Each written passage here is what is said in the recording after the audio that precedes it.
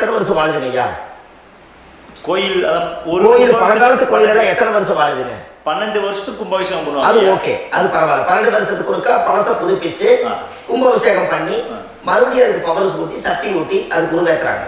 நான் சொல்றது கோயில் 5000 வருஷம் 4000 வருஷம் பெரிய பெரிய சித்தர்கள், மகான்கள், ரிஷிமார்கள், யோகிகள், சித்தர்கள் இவங்களெல்லாம் போய் கோவில்லையே சிவனையும் பெருமாளையும் வழிபாடு பட்டுட்டு கோவில்லையே ஒரு ஓரத்துல ஜீவசமாதி ஆயிட்டாங்கன்னு பழைய கால கோயில சித்தர்கள் குடியிருக்காங்களா இல்லைங்களா?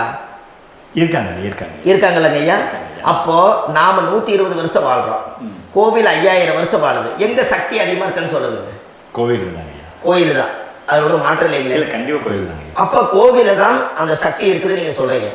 அப்போ உங்களுடைய கர்மாவை உடைக்கிறதுக்கு 120 வருஷம் பெருசா 5000 வருஷம் பெருசான்னு சொல்லுங்க? 5000. அப்ப 5000 வருஷம் உள்ள அலைகள் வந்து எத்தனை அந்த சிவனுக்கு ஒரு சிவன் கோயிலே உங்களுக்கு முடக்கு தோஷத்துக்கு ஒரு கோயில் வருதுன்னு வச்சுக்கோங்க.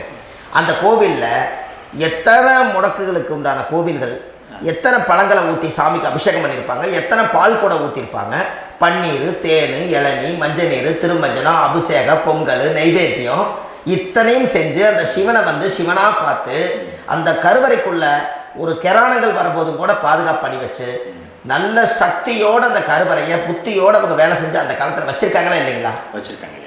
அப்போ நம்ம வீட்டை அவ்வளவு சுத்தமா வச்சிருக்க முடியுமா? என்னதான் வாஸ்து இருந்தாலும் முடியாது இல்லைங்களா? அப்போ அவ்வளவு ஒரு பவர்ஃபுல்லான கோவில், அந்த முடக்க தோஷத்துக்குள்ள ரகசியமா அந்த கோயில் அடங்கி இருக்குது.